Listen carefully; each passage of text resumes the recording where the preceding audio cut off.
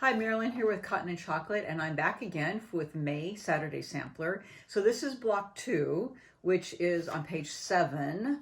As I said earlier, we're doing 2 blocks. So this is the block. You can again find it in your color guide.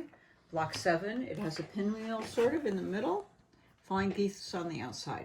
Okay, so this is just the cutting, and I actually have 2 changes in the cutting, and this is always for my flying geese, those of you that are using the wing clipper. Okay, so fabric 1 is the first change, but it comes right here. Instead of cutting 4 3 1/8, I'm cutting 4 3-inch squares for the flying geese, 4 3-inch squares.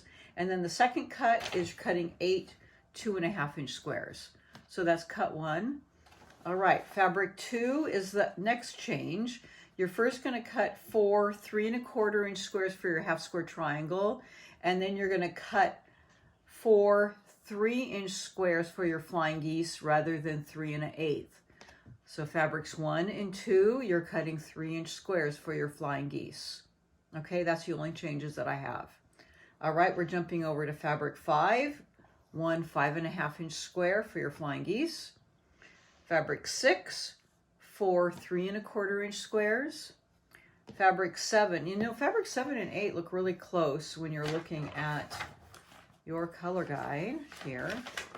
They look really similar. So if you get confused, look at the size of the fabric. That's also how you can distinguish. Of course, by looking at this, you can tell, but also how much fabric are you given in your kit. All right, so fabric 7, you only have a small bit, and you need to cut 2 2 1/4 by 4 1/4-inch rectangles.